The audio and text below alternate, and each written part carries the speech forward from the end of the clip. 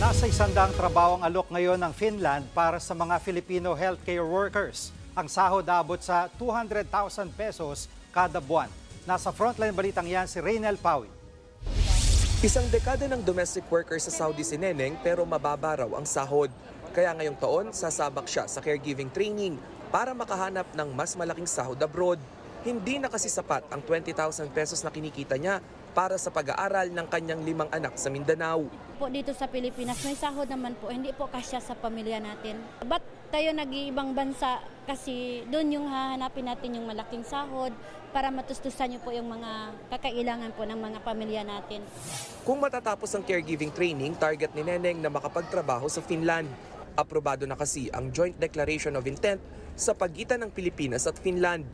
Dito, maaaring makapagtrabaho ang mga Filipino specialists at skilled workers sa Finland. Sa sektor ng healthcare, naglalaro sa 2,000 to 3,000 euros ang sahod.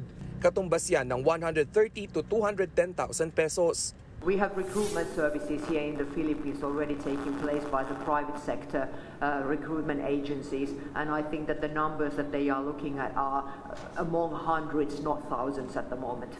Pero paglilinaw ng Department of Migrant Workers, maglalabas sila ng guidelines para sa limitadong bilang ng mga healthcare professional na paliliparin sa Finland. Aminado ang gobyerno na mas kailangan natin ng Filipino nurses dito sa bansa. It would be suitable not to necessarily demand for should I say certified or professional nurses, because one can come in, let's say, as a caregiver or nurse assistant and be upgraded from there in Finland.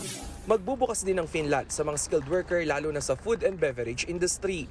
Ang sahod posibleng umabot sa 1,600 euros o 96,000 pesos. Upang hindi mabudol, paalala ng DMW, magpasa lamang ng aplikasyon sa mga accredited recruitment agency. Sa tala ng DMW, nasa 6,000 Pilipino na ang nagtatrabaho at nagkaroon ng sariling negosyo sa Finland. At sa bagong kasunduan, maaari nang dalhin ng OFW ang kanyang pamilya roon at legal nang ang manirahan sa tinaguriang happiest country on earth. Nagbabalita mula sa Frontline, Raynel Pawid, News 5. Mga kapatid, Julius Babaw po. Iba na ang may alam at may pakialam sa panahon ngayon. Para sa Frontline ng mga balita, mag-follow at mag-subscribe sa social media pages ng News 5.